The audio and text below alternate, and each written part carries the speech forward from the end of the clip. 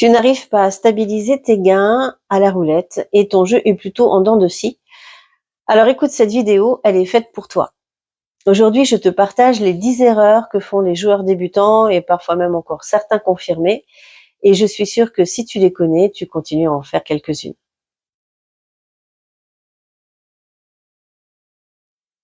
La première erreur, commencer à jouer sans regarder ce qui s'est passé avant ton arrivée. Je vois beaucoup de joueurs qui sont à peine installés à la roulette, peut-être même pas encore assis, qui ont déjà mis les billets et qui commencent déjà à miser frénétiquement sur des tas de numéros sans se poser la question de savoir si c'est judicieux ou pas. C'est le meilleur moyen de perdre des jetons, de perdre du temps et de jouer mal finalement pour finir par perdre son capital jeu. Prends le temps quand tu t'assieds d'observer, de regarder de quelle manière tu vas orienter ton jeu et ta stratégie pour pouvoir faire du gain rapidement. La deuxième erreur, c'est les numéros fétiches.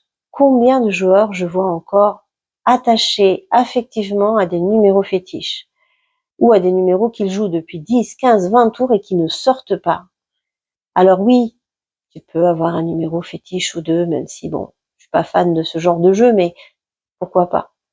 Mais quand tu vois que des numéros ne sortent pas pendant longtemps, est-ce vraiment utile de continuer à jouer dessus et de perdre du jeton? Il vaut mieux changer de stratégie et s'adapter vraiment au jeu du moment. Troisième erreur, c'est de pester, de râler, de commenter. Je vois plein de joueurs qui râlent parce que il vient d'y avoir un coup perdant et en disant ah ben je le savais, j'aurais dû jouer sur ce numéro ou alors ça tombe toujours à côté. Oh, à quoi ça sert? En fait, non seulement ça sert à rien, mais en plus tu déranges tes voisins de table à côté. Et c'est surtout que, en fait, tu dois vraiment utiliser tout le temps que tu peux sur les RAE. Les coups sont très très rapides, le temps de mise est restreint. C'est que dès que tu as commencé à miser, que tu ne peux plus miser, la première chose que tu dois faire, c'est te projeter sur le coup d'après. Qu'est-ce que je fais s'il est gagnant et qu'est-ce que je fais s'il est perdant?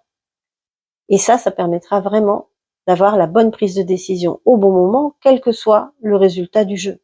Parce que oui, tu ne peux pas avoir tous les coups gagnants.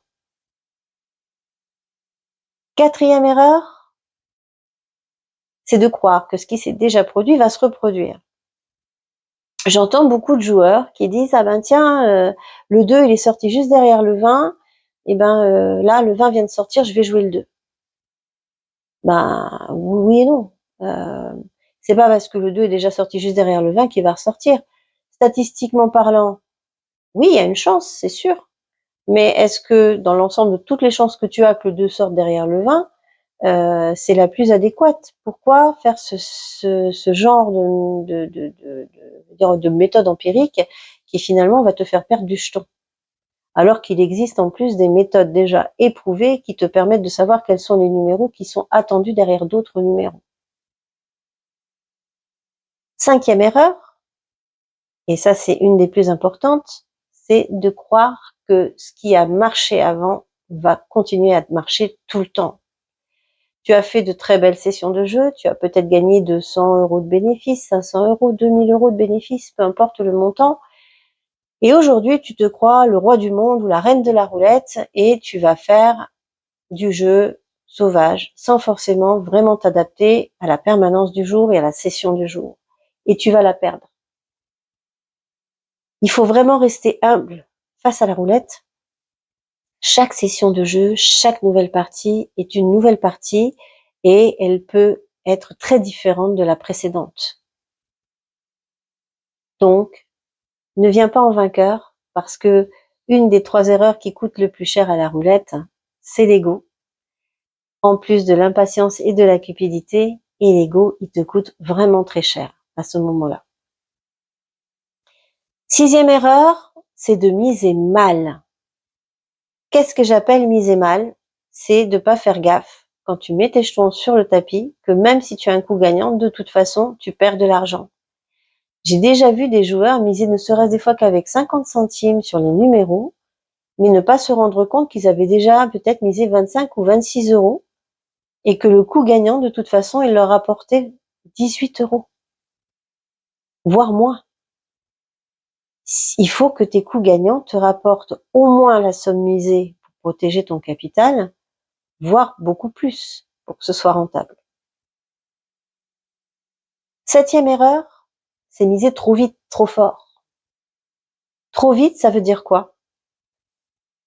Ça veut dire que tu commences à déjà mettre beaucoup trop de jetons, que ta mise est trop importante dès le début du jeu, et surtout par rapport aussi à ton capital jeu. C'est toujours important de vérifier déjà que tu es bien placé avant de commencer à miser. Donc n'y va pas trop vite, prends le temps d'observer, de miser des petits montants pour être sûr que tu vas pouvoir ensuite monter en jetons de manière valable et pour faire un vrai gain. 8e erreur, c'est de miser beaucoup trop fort. Je vois encore beaucoup de joueurs qui ont fait des erreurs de jeu et qui ont creusé donc leur capital jeu et avec un découvert très important. Et ils se disent que le seul moyen de récupérer ce découvert important, c'est d'aller mettre encore plus de jetons sur les numéros joués. Et si tes numéros sont pas bons, la seule chose que tu vas arriver à faire, c'est à creuser encore davantage ton découvert, encore plus vite, et à perdre ton capital jeu à grande vitesse. 9e erreur, c'est de croire que tu as trouvé la méthode miracle qui va marcher à tous les coups. Ou de te dire que ce que tu as vu plusieurs fois sur les réseaux, ça a l'air de bien fonctionner, donc ça va marcher tout le temps. Eh bien non. Désolée de te décevoir, mais il n'y a pas de méthode miracle. Il n'y a pas de méthode qui marche tout le temps. Il n'y a que des outils que tu vas pouvoir utiliser en fonction de l'observation des numéros qui sortent donc de ta permanence. On appelle ça méthode souvent, oui, ça va marcher un jour, mais ça va pas forcément marcher toujours. Ça va marcher à un moment de ton jeu, et puis à un moment donné, ça ne va plus marcher, et tu vas te dire, mais c'est vraiment une méthode de merde, elle fonctionne pas, je vais essayer de faire autre chose. Et tu vas changer ton fusil d'épaule et tu vas faire autre chose. C'est pas la méthode qui est de merde, c'est simplement qu'au moment où tu l'appliques, elle fonctionne pas, et qu'elle n'est pas adaptée à la sortie de tes numéros. Et c'est ce que j'apprends à mes élèves, c'est de choisir le bon outil au bon moment, au bon endroit, avec la bonne prise de décision et la bonne stratégie financière pour pouvoir faire du gain rapidement ou en tout cas limiter la casse si c'est une partie qui est difficile. Et enfin, 10e erreur, et pour moi c'est aussi une des erreurs les plus importantes, c'est d'aller jouer à la roulette sans un vrai cadre de jeu. Un cadre de jeu, c'est quoi? C'est savoir fixer des objectifs. C'est savoir quand s'arrêter, savoir jusqu'où aller, quoi se permettre, avoir déjà estimé la façon dont on va miser, à quel moment on va augmenter, quelle est sa stratégie financière, est-ce qu'elle est adaptée au capital qui nous reste, et comment on va gérer aussi ses émotions pour les joueurs qui ont des soucis au niveau de la gestion émotionnelle et de la vibration personnelle pendant le jeu. Un cadre de jeu, ça se fixe toujours avant d'aller jouer. C'est trop tard pendant. Pendant, t'es dans le feu de l'action, dans le bruit. Tu réfléchis pas toujours. T'as pas toujours le temps de réfléchir non plus. Et c'est ça qui te conduit à faire des grosses erreurs de jeu, des grosses erreurs de stratégie et finalement à perdre ton capital jeu. Voilà pour aujourd'hui. J'espère que tu auras trouvé des choses intéressantes dans cette vidéo. Et n'hésite pas à me le dire, à partager, à commenter si tu as apprécié le contenu et surtout vraiment à me mettre un commentaire. Ça, je serais ravie vraiment d'échanger avec toi sur les erreurs que tu peux faire et voir comment je peux t'apporter un max de valeur dans tes jeux futurs et tes prochaines sessions. Alors je te dis à très vite dans la prochaine vidéo.